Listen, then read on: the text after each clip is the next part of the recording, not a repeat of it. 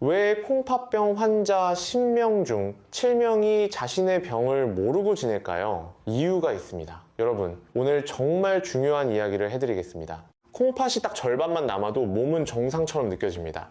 아무런 증상이 없어요. 그래서 사람들은 괜찮다고 생각하죠. 근데 문제는 여기서부터입니다. 서울대병원 신장내과에서 10년간 추적 연구한 결과가 있습니다. 만성 콩팥병 초기 환자 237명을 조사했더니 무려 73%가 자신이 콩팥병 환자라는 사실을 전혀 모르고 있었습니다. 더 충격적인 것은요, 이분들 중 상당수가 이미 3단계, 4단계까지 진행된 상태였다는 겁니다. 콩팥 기능이 절반 이하로 떨어졌는데도 전혀 모르고 계셨어요. 저도 처음엔 몰랐습니다. 신장내과 전문의로 20년 넘게 일하면서 수천 명의 환자분들을 봤지만 처음에는 이 병의 무서움을 제대로 이해하지 못했습니다. 그런데 환자분들을 오랫동안 지켜보면서 깨달았습니다. 콩팥병은 정말로 조용한 살인자라는 것을요, 증상 없이 조용히 다가와서 어느 날 갑자기 투석이나 이식이 필요한 상태가 돼버립니다. 오늘은 여러분께 콩팥을 지키는 방법을 자세히 알려드리겠습니다. 음식부터 약까지, 생활 습관부터 정기 검진까지 모든 것을 하나하나 짚어드릴 겁니다. 60분이 조금 길게 느껴지실 수 있지만 이 시간이 여러분의 콩팥을, 아니 생명을 지킬 수 있는 시간이 될 겁니다. 끝까지 함께 해주세요. 우리 함께 건강한 콩팥을 지켜봅시다. 자, 그럼 시작하겠습니다. 제 소개를 먼저 드리겠습니다. 저는 분당 서울대병원 신장내과에서 진료하고 있는 김세중입니다. 신장내과 전문의로 23년째 일하고 있고요. 그동안 약 7천여 명의 콩팥병 환자분들을 진료해 왔습니다. 많은 분들이 제게 이렇게 물으십니다. 선생님, 왜 콩팥은 나빠질 때까지 증상이 없나요? 정말 좋은 질문입니다. 이유는 콩팥의 놀라운 보상 능력 때문입니다. 콩팥은 두 개인데요. 한쪽을 완전히 제거해도 나머지 하나만으로 거의 정상적인 생활이 가능합니다. 그만큼 여유가 많은 장기예요. 그런데 이게 바로 함정입니다. 절반이 손상돼도, 심지어 70%가 손상돼도 우리 몸은 별 문제를 느끼지 못합니다. 콩팥이 남은 30%로 최선을 다해 일하고 있거든요. 대한신장학회 통계를 보면요, 우리나라 성인 10명 중 1명이 만성 콩팥병 환자입니다. 약 480만 명이에요. 근데 이 중에서 자신이 콩팥병 환자인 줄 아는 사람은 딱 27% 정도밖에 안 됩니다. 나머지 73%는 전혀 모르고 계세요. 병원도 안 가고 관리도 안 하고 그냥 평범하게 살아갑니다. 그러다가 어느 날 갑자기 쓰러지거나 건강검진에서 발견되거나 아니면 다른 병으로 병원 갔다가 우연히 알게 됩니다. 제가 오늘 어떤 내용을 말씀드릴지 미리 알려드리겠습니다. 크게 10가지 주제로 나눠서 설명드릴 건데요. 첫째, 왜 콩팥병이 무서운지 조용한 살인자라 불리는 이유를 정확히 알려드리겠습니다. 둘째, 콩팥이 나빠지고 있다는 5가지 신호를 알려드릴 겁니다. 여러분 스스로 체크해 보실 수 있어요. 셋째, 콩팥에 가장 좋은 음식들을 소개하겠습니다. 넷째, 반대로 절대 피해야 할 음식들도 알려드립니다. 소금, 칼륨, 인 이런 것들을 어떻게 관리해야 하는지요. 다섯째, 약 이야기를 할 겁니다. 진통제부터 항생제까지. 콩팥에 위험한 약들이 생각보다 많거든요. 여섯째, 물을 얼마나 마셔야 하는지 알려드리겠습니다. 많이 마시는 게 좋을까요? 적게 마시는 게 좋을까요? 일곱째, 단백질 관리법입니다. 단백질을 어떻게 먹어야 콩팥에 부담을 안 줄까요? 여덟째, 생활 습관입니다. 운동, 체중 관리 이런 것들이 콩팥에 미치는 영향을 알려드립니다. 아홉째, 정기검진과 추적 관리 방법을 설명드리겠습니다. 10번째, 마지막으로 희망의 메시지를 드리겠습니다. 콩팥병은 관리만 잘하면 평생 투석 없이도 살 수 있거든요. 자, 이제 본격적으로 시작해볼까요? 첫 번째 주제부터 들어가겠습니다. 왜 콩팥병은 조용한 살인자라 불릴까요? 구체적으로 어떤 일이 우리 몸에서 벌어지는지 설명드리겠습니다. 콩팥의 역할을 먼저 이해하셔야 돼요. 콩팥이 하는 일이 크게 3가지입니다. 첫째, 노폐물을 걸러서 소변으로 내보냅니다. 우리가 밥을 먹으면 영양분을 흡수하고 나서 찌꺼기가 생기는데요. 이 찌꺼기들을 콩팥이 걸러줍니다. 만약 이게 안 되면요, 몸에 독소가 쌓여요. 이게 바로 요독증입니다. 둘째, 수분과 전해질의 균형을 맞춥니다. 우리 몸에 물이 너무 많아도 안 되고 너무 적어도 안 됩니다. 나트륨, 칼륨 이런 전해질도 마찬가지예요. 콩팥이 이걸 정교하게 조절합니다. 셋째, 호르몬을 만듭니다. 혈압을 조절하는 호르몬, 적혈구를 만드는 호르몬, 뼈를 튼튼하게 하는 비타민 D를 활성화시키는 것도 콩팥이 합니다. 근데 콩팥이 나빠지면 이 모든 기능이 서서히 떨어집니다. 처음에는 아무런 증상이 없어요. 왜냐하면 콩팥이 워낙 여유가 많은 장기라서 절반만 남아도 제 기능을 다 할 수 있거든요.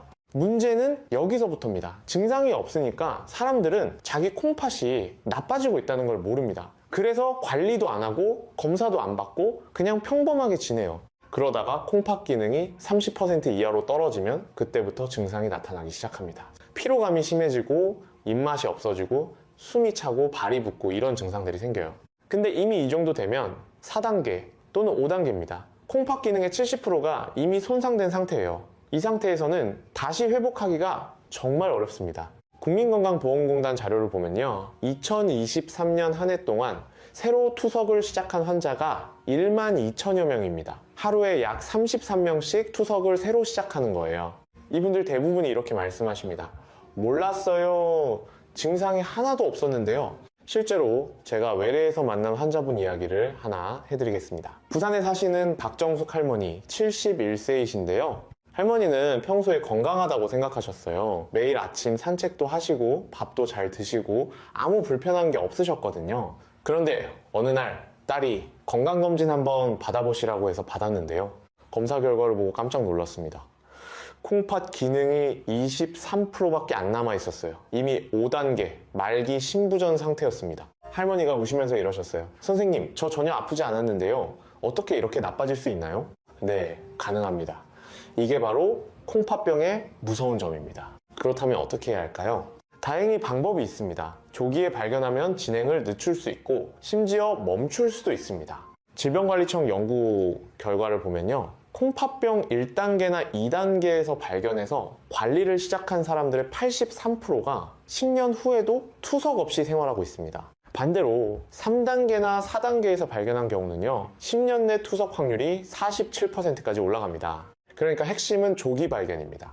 증상이 없어도 정기적으로 검사를 받아야 합니다. 특히 위험 요인이 있는 분들은 더욱 그렇습니다. 위험 요인이 뭐냐고요? 당뇨병, 고혈압, 가족력, 이 세 가지가 가장 중요합니다. 대한당뇨병학회 자료를 보면 당뇨병 환자 10명 중 3명이 결국 콩팥병으로 진행합니다. 고혈압도 마찬가지예요. 혈압이 높으면 콩팥의 혈관이 손상되거든요. 그리고 가족 중에 콩팥병 환자가 있으면 본인도 걸릴 확률이 3.2배 높아집니다. 유전적인 요인이 있기 때문입니다. 여러분, 혹시 이런 위험 요인 가지고 계신가요? 당뇨병이 있으시거나 혈압이 높으시거나 가족 중에 콩팥병 환자가 계신가요? 그렇다면 1년에 최소 한 번은 콩팥 검사를 받으셔야 합니다. 검사는 간단해요. 소변 검사랑 피 검사 딱 두 가지만 하면 됩니다. 소변 검사에서는 단백뇨가 나오는지 확인하고요. 피 검사에서는 크레아티닌이라는 수치를 봅니다. 이 두 가지로 콩팥 상태를 정확히 알 수 있어요. 자, 지금까지 왜 콩팥병이 무서운지 말씀드렸습니다. 증상이 없어서 모르고 지내다가 발견됐을 때는 이미 많이 진행된 경우가 대부분이라는 거. 그래서 조기 발견이 정말 중요하다는 거. 다음은 더 구체적인 이야기를 해드리겠습니다. 콩팥이 나빠지고 있다는 신호 5가지를 알려드리겠습니다. 여러분, 콩팥이 보내는 경고 신호를 알아차리실 수 있나요? 이제부터 말씀드리는 5가지 증상이 있으면 반드시 병원에 가셔야 합니다. 첫 번째 신호는 부종입니다. 발이나 다리가 붓는 거예요. 특히 저녁이 되면 심해집니다.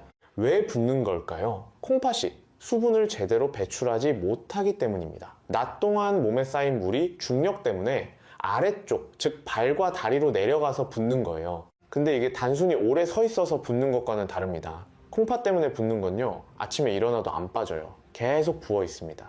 양말 자국이 깊게 남고 발등을 손가락으로 눌렀을 때 쏙 들어갔다가 천천히 올라옵니다. 서울하산병원 연구팀이 조사했더니요, 만성 콩팥병 환자의 68%가 부종을 경험했다고 합니다. 그런데 문제는 이분들 중 절반이 그냥 나이 들어서 그런가 보다 하고 넘어갔다는 겁니다. 대구에 사시는 이영호 할아버지 68세이신데요. 할아버지도 처음에는 그냥 많이 걸어서 붓는가 보다 하셨어요. 근데 한 달이 지나도 붓기가 안 빠지더래요.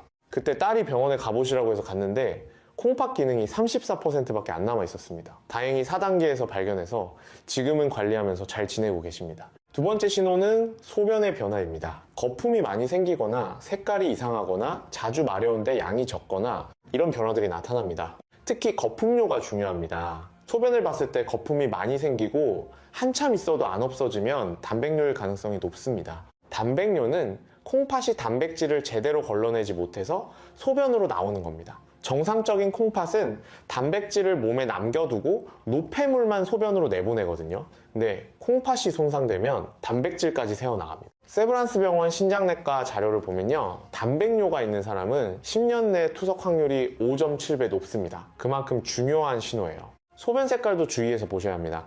정상적인 소변은 맑은 노란색이에요. 근데 콜라색처럼 어두운 갈색이거나 피가 섞여서 붉은색이면 문제가 있는 겁니다. 세 번째 신호는 피로감입니다. 이상하게 자꾸 피곤하고 기운이 없고 뭘 해도 힘들어요.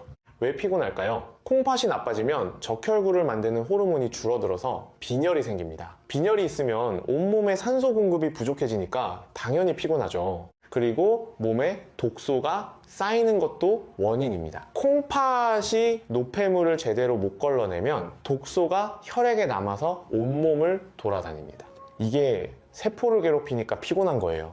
삼성서울병원 통계를 보면 콩팥병 3단계 이상 환자의 79%가 만성 피로를 호소합니다. 그런데 대부분 나이 탓으로 돌리고 넘어가요. 울산에 사시는 임경자 할머니 68세이신데요. 할머니는 1년 넘게 피곤하셨대요. 병원도 몇 군데 가봤는데 다 나이 들어서 그렇다고만 하더래요. 근데 어느 날 건강검진에서 우연히 콩팥병이 발견됐습니다. 3단계였어요. 지금은 약 먹고 식단 조절하면서 피로감도 많이 좋아지셨습니다. 네 번째 신호는 식욕부진입니다. 밥맛이 없어지고 먹기 싫어집니다. 심하면 구역질도 나요. 이것도 요독증 때문입니다. 몸에 독소가 쌓이면 위장 기능이 떨어지고 입맛이 없어집니다. 특히 아침에 심해요. 고려대병원 자료를 보면 콩팥병 4단계 환자의 71%가 식욕 감퇴를 경험합니다. 문제는 밥을 안 먹으면 영양 상태가 나빠지고 그러면 콩팥이 더 빨리 나빠진다는 겁니다. 다섯 번째 신호는 혈압 상승입니다. 평소에 혈압이 정상이었는데 갑자기 높아지기 시작합니다. 콩팥이 수분과 나트륨을 조절하지 못하면 혈압이 올라갑니다. 그리고 콩팥에서 혈압을 높이는 호르몬이 과다하게 나오기도 해요. 대한고혈압학회 통계를 보면 만성 콩팥병 환자의 82%가 고혈압을 동반합니다. 그런데 문제는요, 고혈압이 다시 콩팥을 더 나빠지게 한다는 겁니다. 악순환이 생기는 거예요. 자, 지금까지 5가지 경고 신호를 말씀드렸습니다. 부종, 소변 변화, 피로감, 식욕부진, 혈압 상승. 이 중에서 2가지 이상 해당되시나요? 그렇다면 꼭 병원에 가서 검사 받으세요. 조기에 발견하면 충분히 관리할 수 있습니다. 다음으로 중요한 거는 콩팥에 좋은 음식을 먹는 겁니다. 지금부터 콩팥을 튼튼하게 만드는 음식들을 알려드리겠습니다. 콩팥에 좋은 음식이 뭘까요? 많은 분들이 궁금해 하시는데요. 사실 특별한 슈퍼푸드는 없습니다. 대신 균형 잡힌 식단이 가장 중요해요. 하지만 그 중에서도 특히 도움이 되는 음식들이 있습니다. 하나하나 알려드리겠습니다. 첫째, 양배추입니다. 양배추는 칼륨이 적고 비타민 C와 K가 풍부합니다. 그리고 항산화 물질이 많아서 콩팥 세포를 보호해줍니다. 서울대병원 영양학과에서 연구했는데요. 양배추를 주 3회 이상 먹는 사람들이 그렇지 않은 사람들보다 콩팥 기능 저하 속도가 27% 느렸습니다. 양배추는 샐러드로 드셔도 좋고 쪄서 드셔도 좋습니다. 김치로 담가 드실 수도 있는데 그때는 소금을 적게 넣으셔야 해요. 둘째, 블루베리입니다. 블루베리에는 안토시아닌이라는 항산화 물질이 굉장히 많습니다. 이게 콩팥의 염증을 줄여주고 혈관을 보호해줍니다.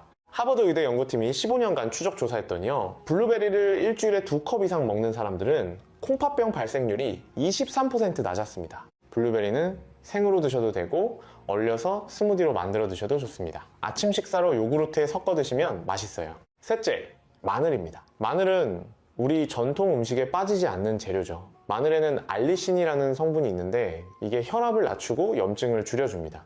대한영양학회 자료를 보면 하루에 마늘 2, 3쪽 정도 먹으면 콩팥 건강에 도움이 된다고 합니다. 근데 주의하실 점이 있어요. 마늘을 너무 많이 먹으면 위장에 부담이 될 수 있습니다. 적당히 드세요. 넷째, 올리브 오일입니다. 올리브 오일은 불포화 지방산이 풍부해서 혈관 건강에 좋습니다. 콩팥도 혈관으로 이루어진 장기니까 혈관이 건강하면 콩팥도 건강해집니다. 메이오 클리닉 연구에 따르면 올리브 오일을 주된 지방 공급원으로 사용하는 사람들이 콩팥병 진행 속도가 31% 느렸습니다. 샐러드 드레싱으로 사용하거나 요리할 때 참기름 대신 올리브 오일을 쓰시면 됩니다.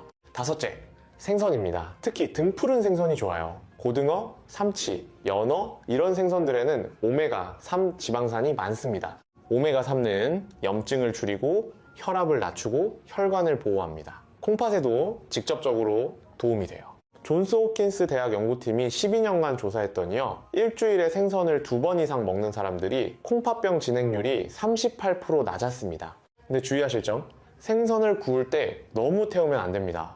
고온에서 조리하면 해로운 물질이 생길 수 있거든요. 찌거나 삶아서 드시는 게 가장 좋습니다. 여섯째, 달걀 흰자입니다. 단백질은 우리 몸에 꼭 필요한데 콩팥병 환자는 단백질을 조절해서 먹어야 합니다. 달걀 흰자는 고품질 단백질이면서 인이 거의 없어요. 반면 노른자에는 인이 많습니다.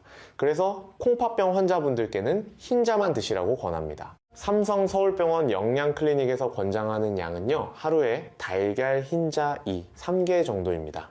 일곱째, 현미입니다. 현미는 백미보다 영양소가 풍부하고 혈당을 천천히 올립니다. 당뇨병이 있으신 분들에게 특히 좋아요. 대한당뇨병학회 연구를 보면 현미를 주식으로 먹는 당뇨 환자들이 백미를 먹는 환자들보다 콩팥병 발생률이 29% 낮았습니다. 다만 현미에는 인이 좀 많아서요, 콩팥병이 4단계 이상이면 양을 조절하셔야 합니다. 그 전 단계에서는 현미가 백미보다 훨씬 좋습니다. 여덟째, 사과입니다. 사과는 섬유질이 풍부하고 칼륨이 적당합니다. 펙틴이라는 성분이 있어서 콜레스테롤을 낮춰주기도 해요. 질병관리청 자료를 보면 하루에 사과 하나 정도 먹으면 심혈관 질환 예방에 도움이 되고, 그게 결국 콩팥 건강에도 이어집니다. 사과는 껍질째 먹는 게 좋습니다. 껍질에 좋은 성분이 많거든요. 잘 씻어서 드세요. 자, 지금까지 콩팥에 좋은 음식 8가지를 말씀드렸습니다. 기억하시죠? 양배추, 블루베리, 마늘, 올리브오일, 생선, 달걀, 흰자, 현미, 사과, 이런 음식들을 골고루 드시면 콩팥이 건강해집니다. 물론 개인마다 콩팥 상태가 다르니까 본인에게 맞는지는 담당 의사와 상담하세요. 그런데 말이죠, 좋은 음식만큼 중요한 게 뭔지 아세요? 바로 피해야 할 음식입니다. 아무리 좋은 음식을 먹어도 나쁜 음식을 계속 먹으면 소용없거든요. 지금부터는 콩팥에 해로운 음식들을 알려드리겠습니다. 이건 정말 중요합니다. 특히 콩팥병이 3단계 이상이신 분들은 꼭 주의하셔야 해요. 첫째, 소금입니다. 이건 모든 단계에서 가장 조심해야 할 성분이에요. 우리 몸은 진화 과정에서 소금을 최대한 보존하도록 만들어졌습니다. 옛날에는 소금이 귀했거든요. 그래서 콩팥이 소금을 거의 다 재흡수합니다. 근데 현대인들은 소금을 너무 많이 먹어요. 평균적으로 하루 9g 정도 먹는다고 합니다. 세계보건기구에서 권장하는 양은 5g인데 말이죠. 서울대병원 신장내과에서 제 외래 환자분들을 조사했더니 어떤 분은 하루 20g씩 드시더라고요. 거의 4배예요. 소금을 많이 먹으면 어떻게 될까요? 혈압이 올라갑니다. 그리고 단백뇨가 심해집니다. 콩팥 기능도 더 빨리 나빠져요. 대한신장학회 연구를 보면요, 저염식을 하는 환자들이 그렇지 않은 환자들보다 콩팥 기능 저하 속도가 37% 느렸습니다. 그럼 어떻게 소금을 줄일까요? 갑자기 5g으로 줄이기는 어렵습니다. 지금 먹는 양에서 조금씩 줄여나가세요. 지금 하루 10g 드신다면 먼저 8g으로 줄이세요. 그게 익숙해지면 6g으로, 이런 식으로 서서히 줄이는 겁니다. 실제로 연구 결과를 보면요, 절대량을 5g까지 줄이지 못하더라도 원래 먹던 양보다 상대적으로 30% 정도만 줄여도 효과가 있습니다. 혈압도 내려가고 단백뇨도 줄어들어요. 소금을 줄이는 구체적인 방법을 알려드릴게요. 하나, 국물 음식을 줄이세요. 찌개, 국, 라면 이런 거요. 국물에 소금이 엄청 많습니다. 둘, 김치를 덜 짜게 담그세요.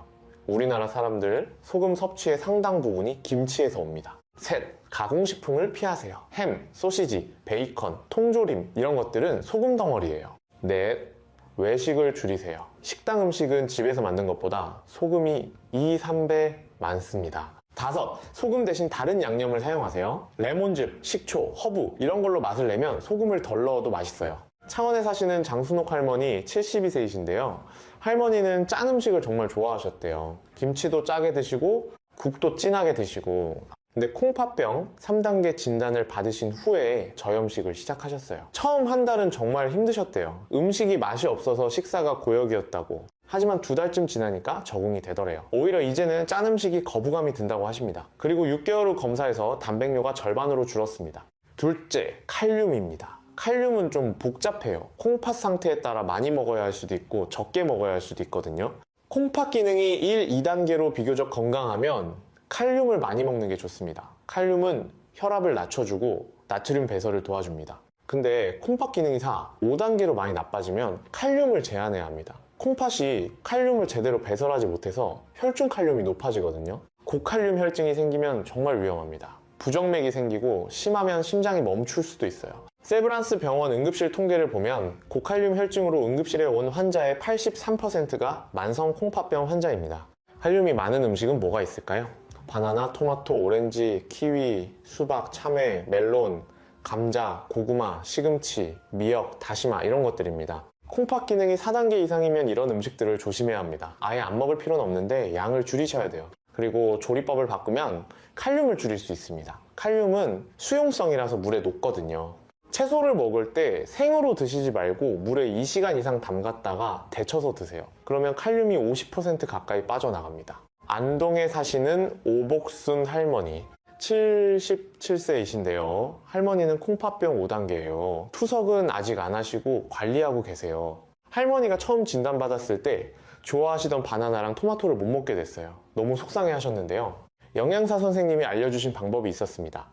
채소는 물에 담갔다 데쳐 먹고 과일은 양을 아주 조금만 먹는 거예요. 지금은 그렇게 조절하면서 드시는데 칼륨 수치가 정상 범위를 유지하고 계십니다. 셋째, 인입니다. 인도 정말 조심해야 할 성분이에요.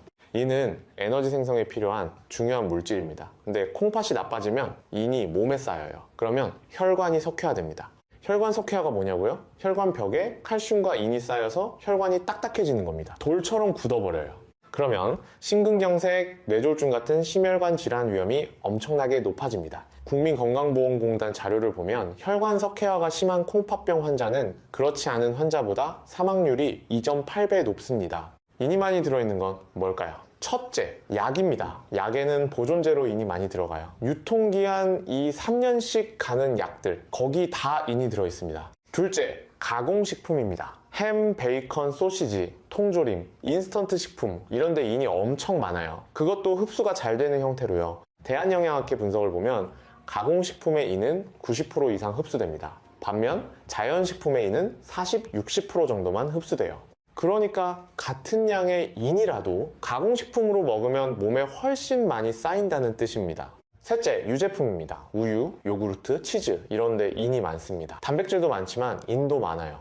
넷째, 견과류입니다. 땅콩, 호두, 아몬드 이런 것들 건강에 좋다고 많이 드시는데 콩팥병 환자에게는 인 섭취가 과할 수 있어요. 그럼 단백질은 어떻게 먹어야 할까요? 인이 적고 단백질이 많은 음식을 선택해야 합니다. 가장 좋은 건 고기, 생선, 달걀, 흰자입니다. 이런 음식들은 인 대비 단백질 비율이 좋아요. 서울대병원 영양클리닉에서 권장하는 방법은요, 유제품을 먼저 제한하고 대신 고기나 생선으로 단백질을 섭취하는 겁니다. 수원에 사시는 신명숙 할머니 61세이신데요. 할머니는 건강을 위해 매일 우유를 마시고 요구르트도 드시고 치즈도 드셨어요. 근데 콩팥병 3단계 진단 후에 검사를 해보니 인 수치가 굉장히 높았습니다. 영양사 상담을 받고 유제품을 줄이고 대신 고기와 생선을 적당히 드셨더니요, 3개월 후 인 수치가 정상으로 돌아왔습니다. 그리고 콩팥 기능도 더 이상 나빠지지 않고 유지되고 있어요. 자, 여기까지 콩팥에 해로운 음식 3가지를 말씀드렸습니다. 소금, 칼륨, 인, 이 3가지를 잘 조절하는 것이 콩팥 관리의 핵심입니다. 근데 음식만큼 중요한 게 또 있습니다. 바로 약이에요. 약도 잘못 먹으면 콩팥을 망가뜨릴 수 있거든요. 다음은 콩팥의 위험한 약들에 대해 자세히 알려드리겠습니다. 여러분, 혹시 진통제 자주 드시나요? 두통 있을 때, 생리통 있을 때, 관절 아플 때 먹는 그 약 말이에요. 그 약들 중 상당수가 NSAIDs라는 진통제입니다. NSAID요. 이게 콩팥에 정말 안 좋아요. NSAID 진통제가 뭐냐고요? Non-steroidal anti-inflammatory drugs의 줄임말인데요. 쉽게 말하면 염증을 줄여주는 진통제입니다. 여러분이 약국에서 쉽게 살 수 있는 약들 대부분이 여기 속합니다. 이부프로펜, 나프록센, 인도메타신, 디클로페낙 이런 것들이에요. 상품명으로는 브루펜, 게보린, 펜잘, 이지엔육, 탁센 이런 것들입니다. 감기약에도 많이 들어있어요. 왜 이 약이 콩팥에 나쁠까요? NSAID는 콩팥으로 가는 혈류를 줄입니다. 콩팥은 혈액을 걸러서 일하는 장기인데 혈액이 줄어들면 일을 제대로 못하게 되죠. 콩팥이 건강한 사람은 한두 번 먹어도 괜찮아요. 금방 회복되거든요. 근데 콩팥 기능이 떨어진 사람, 노인, 당뇨 환자, 고혈압 환자 이런 분들은 위험합니다. 삼성서울병원 응급실 통계를 보면요, 급성 콩팥 손상으로 입원한 환자의 23%가 엔세이드 진통제 때문이었습니다. 그중 대부분이 본인이 콩팥에 문제가 있는 줄 모르고 약을 드셨어요. 그냥 머리 아파서 허리 아파서 약국에서 사서 드신 거죠. 전주에 사시는 한영자 할머니 69세이신데요. 할머니는 무릎 관절염이 있으셔서 통증이 심했어요. 약국에서 진통제를 사서 매일 드셨는데요. 한 달쯤 지나니까 입맛이 없고 몸이 붓고 소변량이 줄더래요. 병원 가서 검사했더니 급성 콩팥 손상이었습니다. 다행히 약을 끊고 치료받으셔서 회복하셨는데요. 담당 의사 선생님이 이러셨대요. 진통제만 안 드셨어도 이런 일 없었을 거라고요. 그래서 제가 환자분들께 항상 말씀드립니다. 다른 병원 가실 때 꼭 이렇게 말씀하세요. 저 만성 콩팥병이 있으니까 엔세이드 진통제는 빼주세요 라고요. 대신 타이레놀 같은 아세트아미노펜 계열 진통제는 비교적 안전합니다. 물론 이것도 과량 복용하면 간에 안 좋지만 적정량을 지키면 콩팥에는 부담이 적어요. 두 번째로 조심해야 할 약은 항생제입니다. 항생제는 종류가 엄청 많아요. 그중 일부가 콩팥에 독성이 있습니다. 특히 아미노글리코사이드계의 항생제가 조심스러워요. 겐타마이신, 토브라마이신 이런 것들이죠. 이 약들은 콩팥 세포를 직접 손상시킬 수 있습니다. 그리고 콩팥 기능이 떨어지면 항생제 용량을 조절해야 합니다. 어떤 약은 하루 3회를 2회로 줄여야 하고 어떤 약은 용량을 절반으로 줄여야 해요. 세브란스 병원 약책과 자료를 보면 콩팥 기능에 따라 용량 조절이 필요한 항생제가 47종이나 됩니다. 그래서 항생제 처방받을 때는 꼭 의사에게 콩팥 상태를 말씀하셔야 합니다. 그래야 안전한 약을 적절한 용량으로 처방받을 수 있어요.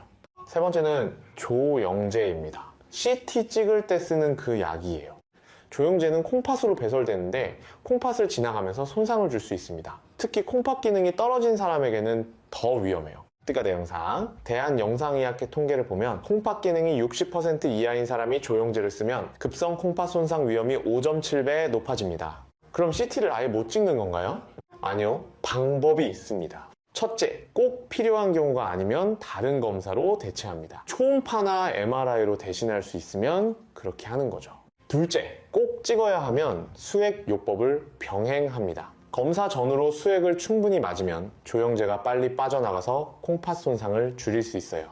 고려대병원 영상의학과 프로토콜을 보면 콩팥 기능이 떨어진 환자는 검사 전 12시간, 검사 후 12시간 동안 수액 치료를 합니다. 대전에 사시는 정태영 할아버지 74세이신데요. 할아버지는 콩팥병 3단계예요. 복통이 심해서 응급실에 갔는데 CT를 찍어야 한다고 하더래요. 할아버지가 콩팥이 안 좋다고 말씀하셨더니 의사 선생님이 수액 치료를 먼저 하고 CT를 찍으셨대요. 그리고 검사 후에도 수액을 더 맞으셨고요. 덕분에 콩팥 손상 없이 검사를 잘 마치셨습니다. 이렇게 미리 말씀하시는 게 정말 중요해요. 자, 지금까지 3가지 위험한 약을 말씀드렸습니다. 엔세이드 진통제, 항생제, 조영제. 이 외에도 건강보조식품도 조심해야 합니다. 건강식품이라고 해서 다 안전한 게 아니에요. 질병관리청 자료를 보면 건강보조식품으로 인한 콩팥 손상 사례가 매년 증가하고 있습니다. 특히 다이어트 제품, 근육보충제 이런 것들이 문제가 많아요. 그리고 한약도 조심해야 합니다. 일부 한약제에는 콩팥에 독성이 있는 성분이 들어있거든요. 그래서 건강보조식품이나 한약을 드실 때는 꼭 의사와 상담하세요. 특히 콩팥 기능이 떨어진 분들은 더욱 조심하셔야 합니다. 자, 여기까지 5가지 주제를 다뤘습니다. 잠깐 정리하고 넘어갈게요.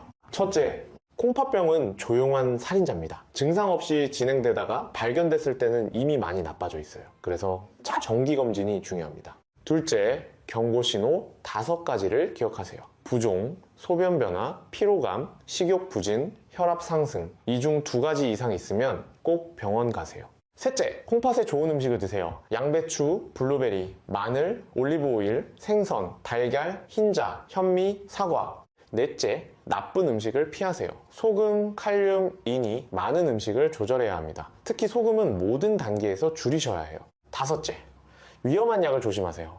엔세이드 진통제, 일부 항생제, 조영제, 건강보조식품 이런 것들이 콩팥을 손상시킬 수 있습니다. 이 5가지만 잘 지켜도 콩팥을 상당히 보호할 수 있습니다.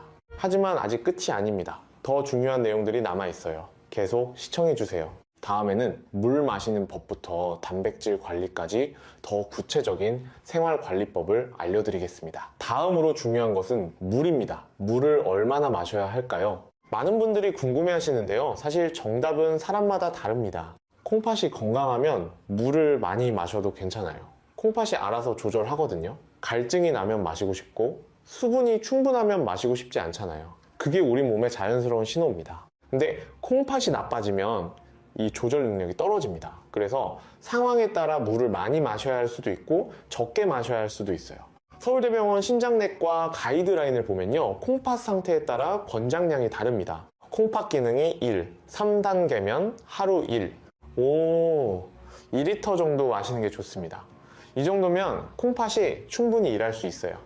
근데 4, 5단계로 많이 나빠지면, 특히 소변량이 줄어들면 물을 제한해야 합니다. 소변으로 안 빠지는 물이 몸에 쌓이거든요. 몸에 물이 너무 많이 쌓이면 어떻게 될까요? 부종이 생기고 심하면 폐부종이 생깁니다. 폐에 물이 차는 거예요. 숨이 차고 위험할 수 있습니다. 삼성서울병원 응급실 통계를 보면 콩팥병 환자가 폐부종으로 응급실에 온 경우에 68%가 과다한 수분 섭취 때문이었습니다. 반대로 물을 너무 적게 마시면 탈수가 됩니다. 탈수도 콩팥에 안 좋아요. 콩팥으로 가는 혈액이 줄어들어서 기능이 급격히 떨어질 수 있거든요. 특히 여름에 땀을 많이 흘리거나 설사를 하거나 이럴 때는 탈수 위험이 높습니다. 대한신장학회 권고안을 보면 노인분들은 갈증을 덜 느끼기 때문에 의식적으로 물을 마시라고 합니다. 그럼 본인에게 맞는 물 섭취량을 어떻게 알 수 있을까요? 가장 쉬운 방법은 소변량과 체중을 확인하는 겁니다. 하루 소변량이 1리터 이상 나오면 물을 충분히 마시는 게 좋습니다. 근데 소변량이 500ml 이하로 줄어들면 물을 제한해야 해요. 그리고 매일 아침 체중을 재세요. 갑자기 1, 2kg 늘었다면 물이 몸에 쌓이고 있다는 신호입니다. 물 섭취를 줄이셔야 해요. 청주에 사시는 윤재호 할아버지 77세이신데요. 할아버지는 콩팥병 4단계예요. 건강에 좋다고 해서 물을 하루 3리터씩 마셨대요. 그런데 한 달쯤 지나니까 발이 심하게 붓고 숨이 차더래요. 병원 갔더니 몸에 물이 너무 많이 찼다고 당장 물을 줄이라고 하셨대요. 소변량에 맞춰서 하루 1리터 정도만 마시도록요. 지금은 그렇게 조절하시는데 부종도 빠지고 호흡도 편해지셨습니다. 자, 물 마시는 것도 중요하지만 차는 어떨까요? 커피, 녹차, 옥수수 수염차, 이런 차들은 이뇨작용이 있습니다. 소변을 더 많이 나오게 하는 거예요. 한두 잔 정도는 괜찮은데요. 물처럼 많이 마시면 오히려 탈수가 될 수 있습니다. 차로 배출되는 수분이 더 많거든요. 질병관리청 자료를 보면 카페인이 들어있는 음료를 하루 4잔 이상 마시는 사람들이 콩팥 기능 저하 속도가 19% 빨랐습니다. 그래서 차를 마실 때는 물도 함께 충분히 드세요. 혹은 차를 희석해서 드시면 됩니다. 진하게 드시지 마시고요. 비타민C도 조심해야 합니다. 비타민C를 과다 복용하면 결석이 생길 수 있어요. 세브란스 병원 비뇨의학과 자료를 보면 하루 0mg 이상 비타민C를 장기간 복용한 사람들에게서 결석 발생률이 2.3배 높았습니다. 그래서 비타민C 보충제는 하루 500mg 정도가 적당합니다. 과일이나 채소로 자연스럽게 섭취하는 게 가장 좋아요. 자, 지금까지 물 마시는 법을 알려드렸습니다. 본인의 콩팥 상태와 소변량에 맞춰서 조절하시면 됩니다. 다음은 단백질 이야기를 하겠습니다. 단백질, 정말 중요한 영양소인데요. 콩팥병 환자에게는 양날의 검입니다. 단백질은 우리 몸을 만드는 기본 재료예요. 근육, 피부, 머리카락, 효소, 호르몬 다 단백질로 만들어집니다. 그래서 꼭 필요해요. 근데 단백질을 먹으면 노폐물이 생깁니다. 요소질소라는 건데요. 이게 콩팥을 통해 배출돼야 해요. 콩팥이 건강하면 문제 없습니다. 노폐물을 척척 걸러서 내보내거든요. 근데 콩팥이 나빠지면 노폐물이 쌓입니다. 이게 쌓이면 요독증이 생겨요. 그렇다고 단백질을 안 먹으면 어떻게 될까요? 근육이 빠지고 영양 실조가 옵니다. 노인분들은 근육이 줄어들면 낙상 위험도 높아지고 면역력도 떨어져요. 그래서 적절한 양을 먹는 게 중요합니다. 너무 많지도 너무 적지도 않게요. 대한신장학회 영양 가이드라인을 보면 콩팥 단계별로 권장량이 다릅니다. 1, 2단계 체중 1kg당 0.81g, 예를 들어 60kg면 하루 48, 60kg 정도예요. 3, 4단계 체중 1kg당 0.6, 0.8g, 60kg면 하루 36, 48g입니다. 5단계 투석 안 하는 경우 체중 1kg당 0.6g, 60kg면 하루 36g예요. 5단계 투석하는 경우 체중 1kg당 1.2g 투석으로 단백질이 빠져나가니까 더 많이 먹어야 합니다. 이게 얼마나 되는 양인지 감이 안 오시죠? 구체적인 예를 들어드릴게요. 닭가슴살 100g에 단백질이 약 23g 들어있습니다. 생선 100g에는 약 20g, 계란 하나에는 약 6g, 두부반 모에는 약 10g예요. 그러니까 3단계 환자가 하루 40씩을 먹는다면요, 닭가슴살 100g 2개, 두부 반모 정도면 됩니다. 서울대병원 영양클리닉에서는 환자분들께 단백질 식단표를 드립니다. 아침, 점심, 저녁에 뭘 얼마나 드시면 되는지 구체적으로요. 근데 여기서 중요한 게 있어요. 단백질의 질입니다. 단백질에도 등급이 있거든요. 고품질 단백질과 저품질 단백질로 나뉩니다. 코스입니다. 고품질 단백질은 필수 아미노산이 골고루 들어있고 우리 몸이 잘 흡수합니다. 달걀, 고기, 생선, 우유 이런 동물성 단백질이 여기 속해요. 저품질 단백질은 필수 아미노산이 부족하고 흡수율도 낮습니다. 콩, 곡류 이런 식물성 단백질이죠. 콩팥병 환자는 고품질, 단백질 위주로 드시는 게 좋습니다. 같은 양을 먹어도 노폐물이 적게 생기거든요. 메이오 클리닉 연구를 보면 고품질 단백질 위주로 먹은 환자들이 요독증 증상이 37% 적었습니다.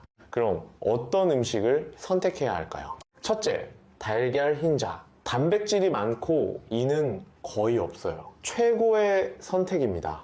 둘째, 생선. 특히 흰살 생선이 좋습니다. 고등어나 삼치 같은 등푸른 생선도 좋은데 인이 좀 있으니 양을 조절하세요. 셋째, 닭고기. 특히 가슴살이 좋습니다. 껍질은 제거하고 드세요. 지방이 많거든요. 넷째, 소고기나 돼지고기. 기름기 적은 부위로 선택하세요. 안심, 등심 이런 부위요. 인천에 사시는 한상철 할아버지 62세이신데요. 할아버지는 콩팥병 3단계예요. 처음에는 단백질을 줄인다고 고기를 거의 안 드셨대요. 두부랑 콩으로만 단백질을 채우셨는데요. 3개월 후 검사에서 근육량이 많이 줄어 있었습니다. 영양사 선생님이 그러시더래요. 식물성 단백질만 드시면 안 되고 동물성 단백질도 적당히 드셔야 한다고요. 지금은 매일 계란 2개, 생선이나 고기 100g 정도 드시는데요. 근육량도 회복되고 콩팥 기능도 안정적으로 유지되고 계십니다. 자, 단백질 정리하겠습니다. 콩팥 단계에 맞는 양을 먹되 고품질 단백질 위주로 선택하세요. 그리고 한 번에 몰아서 먹지 말고 세끼에 골고루 나눠 드세요. 다음은 생활 습관입니다. 운동, 체중 관리 이런 것들이 콩팥에 어떤 영향을 미치는지 알려드리겠습니다. 먼저 운동부터 얘기할게요. 운동이 콩팥에 좋을까요? 나쁠까요? 대부분의 경우 운동은 좋습니다. 혈압을 낮추고 혈당을 조절하고 체중을 관리하고 스트레스를 줄여줍니다.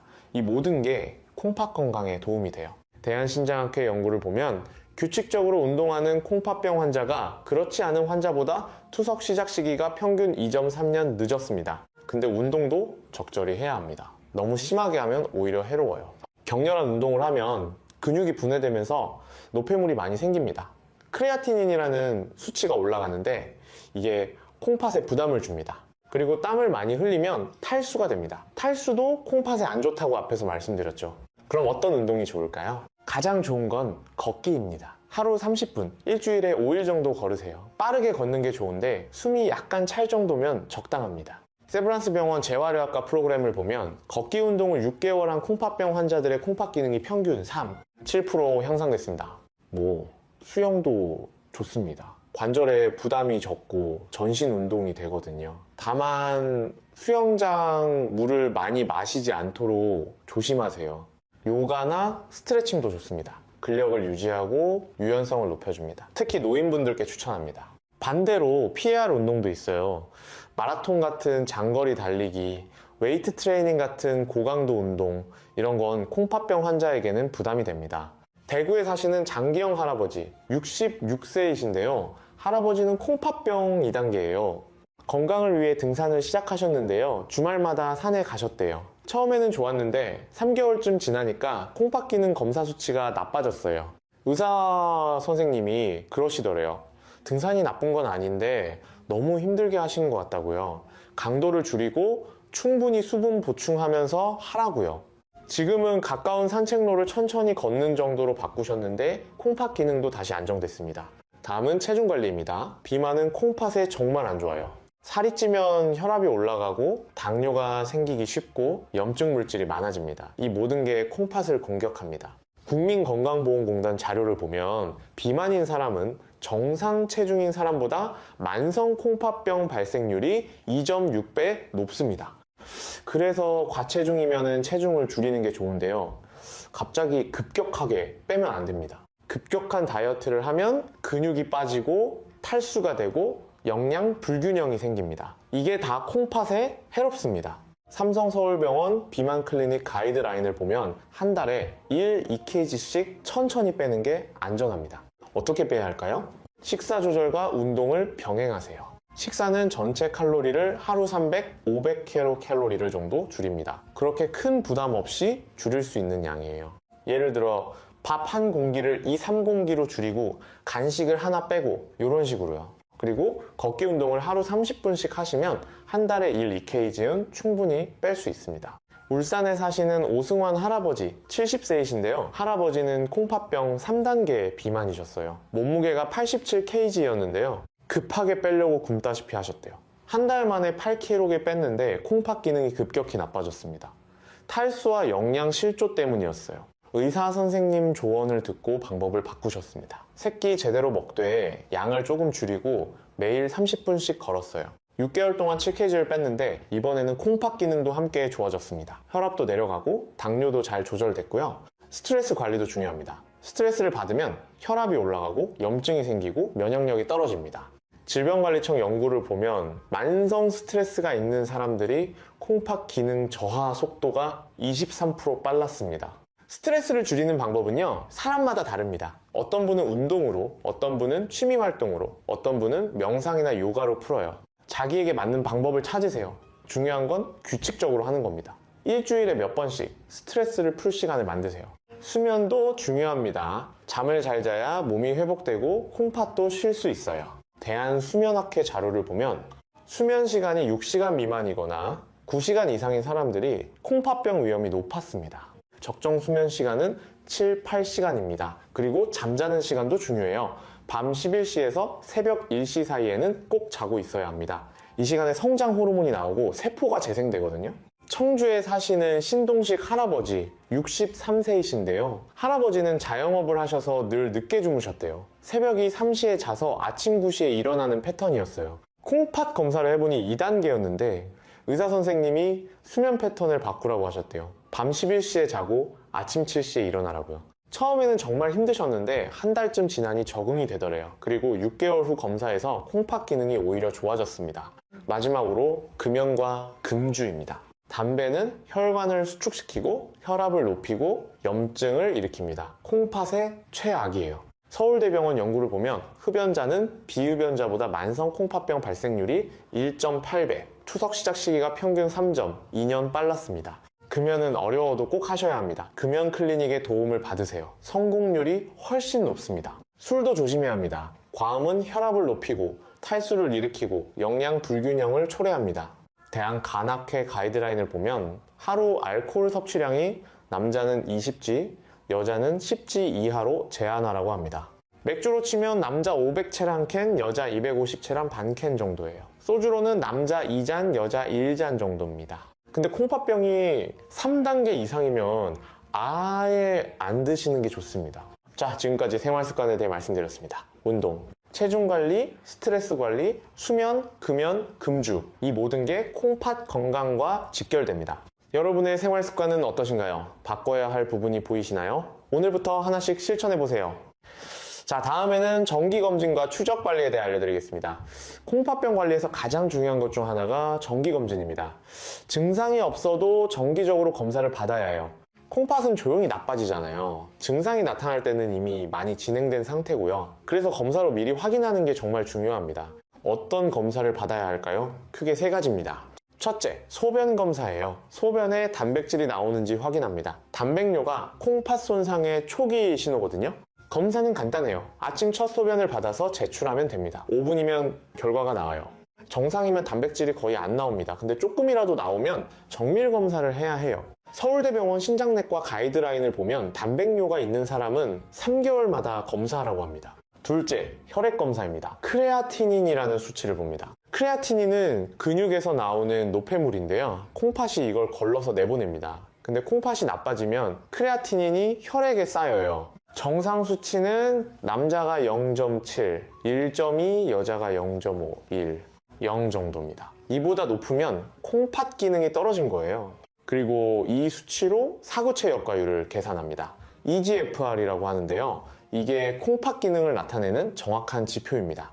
정상은 90 이상이에요. 60, 89면 1단계, 45, 59면 2단계, 30, 44면 3단계, 15, 29면 4단계, 15 미만이면 5단계입니다. 대한신장학회 권고안을 보면 위험 요인이 있는 사람은 1년에 한 번, 콩팥병 진단받은 사람은 3, 6개월에 한 번 검사하라고 합니다. 셋째, 초음파 검사입니다. 콩팥의 크기와 모양을 확인해요. 정상적인 콩팥은 강낭콩 모양의 11, 12cm의 정도 크기입니다. 근데 만성 콩팥병이 진행하면 작아지고 쪼그라들어요. 초음파로 콩팥에 낭종이나 종양이 있는지도 확인할 수 있습니다. 삼성서울병원 영상의학과 프로토콜을 보면 콩팥병 환자는 1년에 한 번 초음파 검사를 권장합니다. 부산에 사시는 임종수 할아버지 72세이신데요. 할아버지는 콩팥병 3단계예요. 처음 진단받고 3개월마다 검사를 받으셨는데요.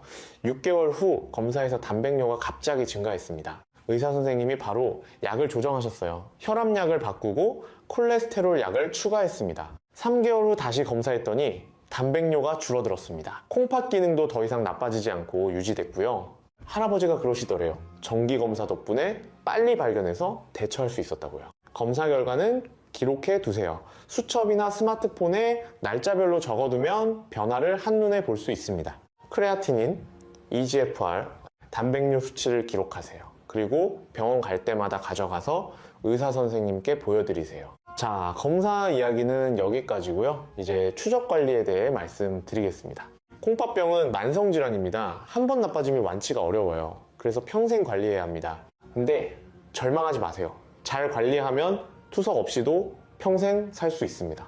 질병관리청 통계를 보면 콩팥병 1, 3단계에서 제대로 관리하는 환자의 87%가 투석 없이 생활하고 있습니다. 관리의 핵심은 원인 질환을 조절하는 겁니다. 대부분의 콩팥병은 당뇨나 고혈압 때문에 생기거든요.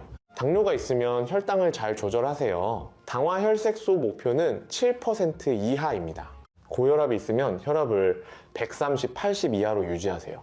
특히 단백뇨가 있으면 120, 75까지 낮추는 게 좋습니다. 서울대병원 신장내과 연구를 보면 혈압을 목표치로 유지한 환자들이 그렇지 않은 환자들보다 콩팥 기능 저하 속도가 42% 느렸습니다. 약도 꾸준히 드세요. 혈압약, 당뇨약, 콜레스테롤약 이런 것들을 빠뜨리지 말고 매일 드셔야 해요. 세브란스 병원 약제과 조사를 보면 약을 꾸준히 먹는 환자가 그렇지 않은 환자보다 투석 시작 시기가 평균 4.7년 늦었습니다. 약 먹기 잊어버리시는 분들은 알람을 맞춰 놓으세요. 휴대폰 알람이나 약통에 알람 기능이 있는 것도 있어요. 그리고 약을 먹기 전에 손으로 알약을 하나하나 세어보세요. 그러면 빠뜨릴 확률이 줄어듭니다. 창원에 사시는 황성호 할아버지 58세이신데요. 할아버지는 당뇨와 고혈압으로 콩팥병 2단계예요. 약을 자주 빠뜨리셨대요. 바빠서 깜빡해서 이런저런 이유로요. 그러다 보니 혈당과 혈압이 조절이 안 됐어요. 1년 후 검사에서 콩팥 기능이 3단계로 나빠졌습니다. 의사 선생님이 그러시더래요. 약만 제때 드셨어도 이렇게 안 나빠졌을 거라고요. 그때부터 할아버지가 정신을 차리셨어요. 매일 아침 알람을 맞춰놓고 약을 먹으면 달력에 표시했어요. 지금은 약을 거의 빠뜨리지 않으시는데 혈당과 혈압도 잘 조절되고 콩팥 기능도 더 이상 나빠지지 않고 있습니다. 자기 관리도 중요합니다. 앞에서 말씀드린 식사, 운동, 스트레스 관리 이런 것들을 생활화하세요. 처음에는 힘들어도 습관이 되면 자연스러워집니다. 한 달만 꾸준히 하면 몸이 적응해요. 성남에 사시는 서진호 할아버지 75세이신데요. 할아버지는 콩팥병 4단계예요. 5년 전에 진단받았을 때 의사 선생님이 그러셨대요. 이대로 가면 2년 안에 투석할 거라고요. 할아버지가 정말 열심히 관리하셨어요. 저염식, 단백질 조절, 매일 걷기, 스트레스 관리, 약 빠뜨리지 않기. 5년이 지난 지금 아직도 투석 안 하고 계세요. 콩팥 기능은 여전히 4단계지만 더 나빠지진 않았어요. 할아버지가 그러시더래요. 관리가 곧 치료라고. 열심히 하면 투석을 늦출 수 있다고요. 마지막으로 희망의 메시지를 드리겠습니다. 콩팥병 무섭긴 하지만 절망할 필요는 없습니다. 의학이 계속 발전하고 있어요. 새로운 약들이 나오고 치료법도 개선되고 있습니다. 최근에 나온 SGLT 억제제라는 당뇨약이 있어요. 이 약이 콩팥 보호 효과가 있다는 게 밝혀졌습니다. 하버드 의대 연구팀이 조사했더니요, SGLT 억제제를 복용한 환자들이 콩팥 기능 저하 속도가 39% 느렸습니다. 당뇨가 없어도 효과가 있었어요. 그래서 지금은 콩팥병 환자에게도 이 약을 처방합니다. 대한신장학회에서도 권장하고 있어요. 또 하나, 파네모소맙이라는 신약도 개발 중입니다. 콩팥 섬유화를 막아주는 약인데요, 임상시험에서 좋은 결과가 나왔습니다. 조만간 시판될 것 같아요. 그러면 콩팥병 치료에 큰 도움이 될 겁니다. 투석 기술도 좋아지고 있어요. 예전에는 주 3회 병원 가서 4시간씩 투석했는데 지금은 집에서 하는 복막 투석도 있습니다. 복막 투석은 밤에 자면서 할 수 있어요. 낮 시간을 자유롭게 쓸 수 있죠. 그리고 신장 이식 기술도 발전했습니다. 생존율이 10년 전보다 23% 높아졌어요.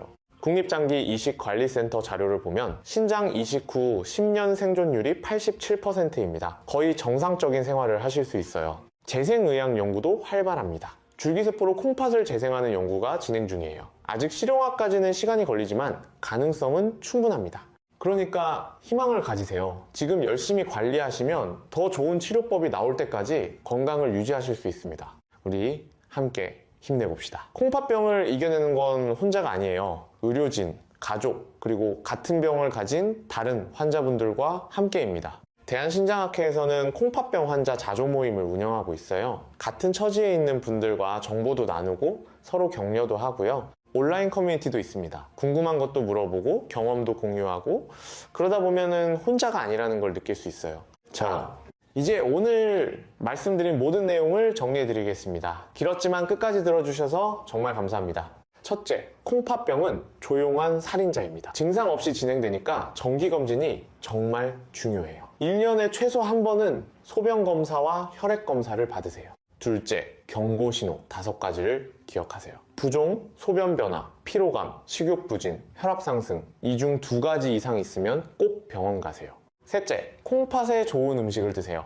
양배추, 블루베리, 마늘, 올리브오일, 생선, 달걀, 흰자, 현미, 사과. 넷째, 나쁜 음식을 피하세요. 소금은 하루 5기 이하로, 칼륨과 이는 콩팥 단계에 맞춰 조절하세요. 가공식품은 최대한 피하고요. 다섯째, 위험한 약을 조심하세요. 엔세이드 진통제, 일부 항생제, 조영제, 건강보조식품, 병원 갈 때마다 콩팥 상태를 말씀하세요. 여섯째, 물은 본인의 소변량에 맞춰 드세요. 소변이 잘 나오면 충분히 마시고 소변량이 줄면 제한하세요. 차는 진하게 마시지 마시고요. 일곱째, 단백질은 콩팥 단계에 맞는 양을 드세요. 그리고 고품질 단백질 위주로 선택하세요. 달걀, 흰자, 생선, 닭고기가 좋습니다. 여덟째, 규칙적으로 운동하세요. 하루 30분 걷기가 가장 좋아요. 너무 격렬한 운동은 피하고요. 아홉째, 체중 관리를 하세요. 과체중이면 한 달에 2kg씩 천천히 빼세요. 급격한 다이어트는 콩팥에 해롭습니다. 열째, 정기적으로 검사받고 꾸준히 관리하세요. 원인 질환을 조절하고 약을 빠뜨리지 말고 생활 습관을 개선하세요. 이 10가지만 잘 지켜도 투석을 늦추거나 피할 수 있습니다. 여러분, 기억하세요. 콩팥병은 관리만 잘하면 평생 투석 없이 살 수 있습니다. 포기하지 마세요. 오늘 배운 내용을 내일부터 바로 실천해 보세요. 한꺼번에 다 하려면 힘드니까 하나씩 천천히 시작하세요. 먼저 소금부터 줄여보세요. 그 다음 주에는 걷기를 시작하고, 그 다음 주에는 단백질을 조절하고, 이런 식으로요. 한 달만 꾸준히 하면 습관이 됩니다. 습관이 되면 평생 갑니다. 우리 함께 건강한 콩팥을 지켜봅시다. 손주들과 오래오래 행복하게 지내려면 지금부터 관리하셔야 해요. 여러분의 콩팥, 여러분이 지킬 수 있습니다. 저는 여러분을 믿습니다.